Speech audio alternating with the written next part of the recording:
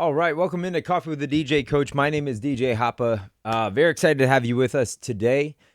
We are going to break down a technique that I feel like is definitely underutilized for a lot of DJs. And I know that even in our coaching program, we talk a lot about making mixes.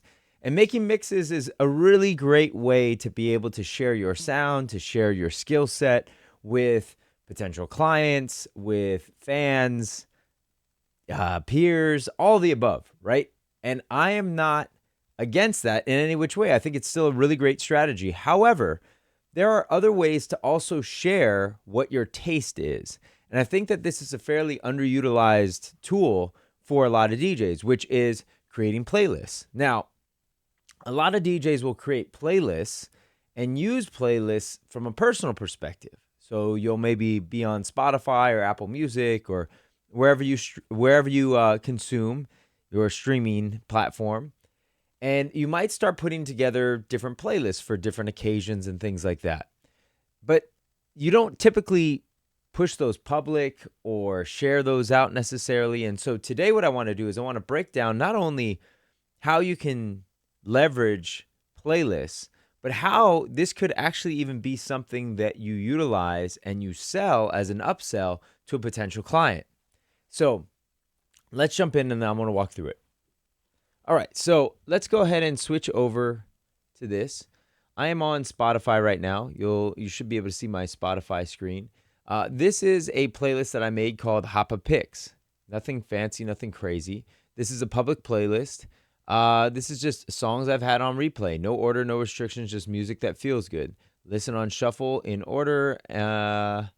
Listen on shuffle or in order, and feel free to share with others, right? So this is a public playlist. What you'll also see is I've uploaded a image, right? So we want to make sure that we have album artwork because that will also make it stand out, is having some album artwork.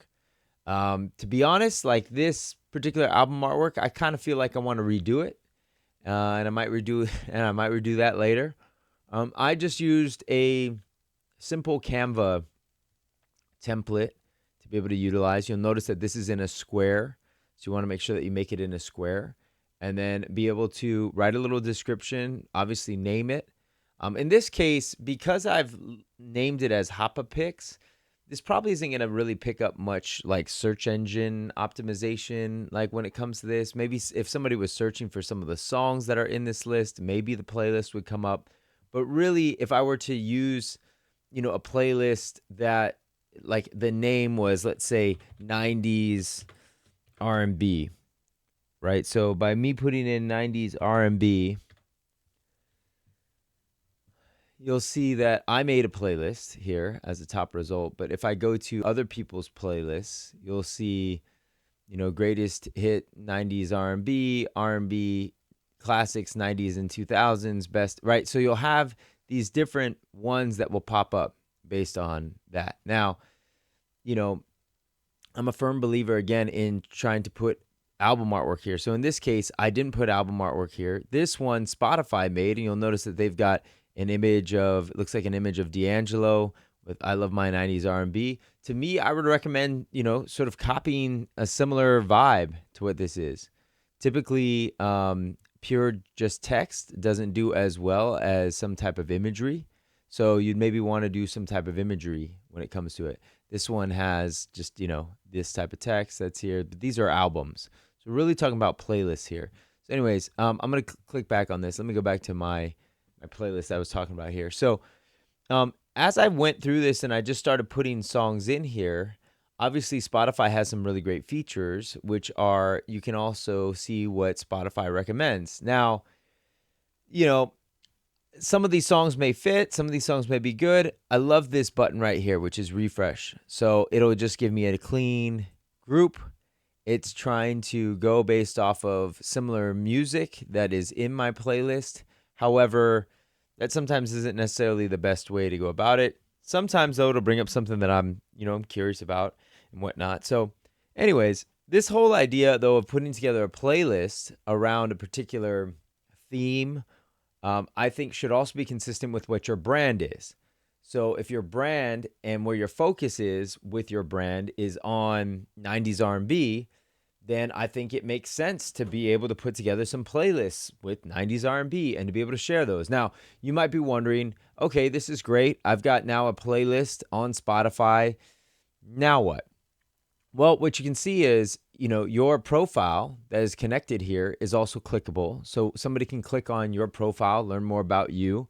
And that can be also a great way to be able to bring a little bit more awareness to you. But what I really think the value is in using a playlist like this to be able to share with other people.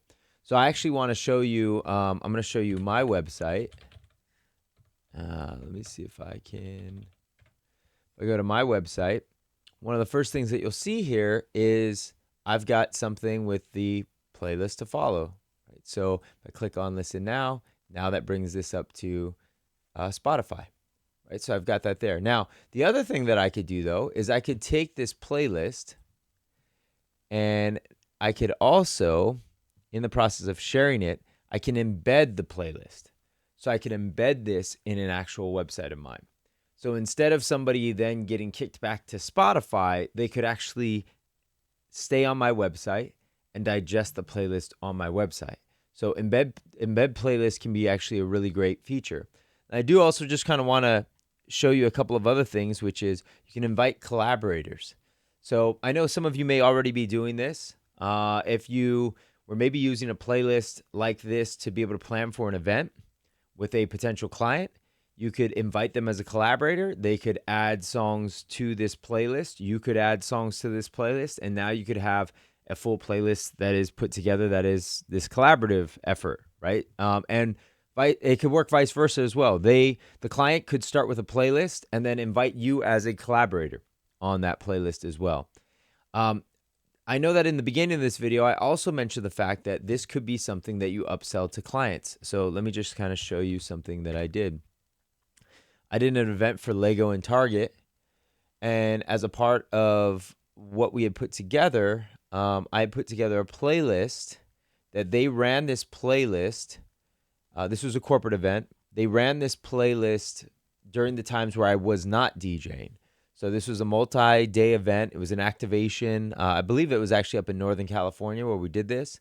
And during the day, they had me performing later in the afternoon. And when they opened things up for that first 2 hours in which the activation was going, but they didn't have me actually DJing, we were able to provide to them a playlist. And this was something that we were able to add in to the booking as an upsell, as a value add. So yes, I'll go and I'll DJ for 3 hours or 4 hours and do a DJ set, but you actually have music needs that are larger than that.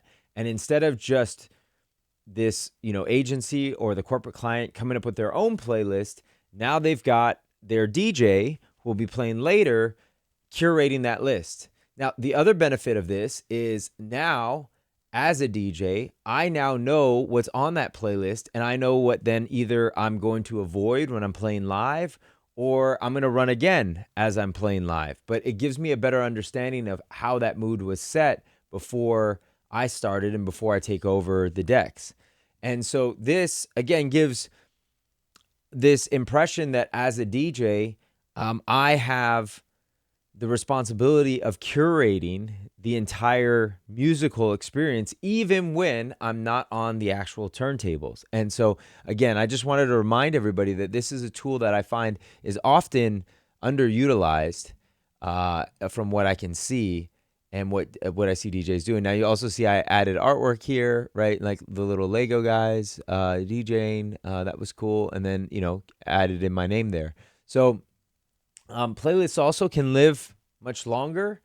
People can follow playlists. People can, essentially by following it, it's like subscribing to the playlist. So anytime that you update new information, that would be updated in the playlist as well if somebody was following along. And so there's a couple different schools of thought. One is then to leave the playlist the way that it is because people that's what they're following for, or that you have more of a dynamic playlist where you're just adding things as you go.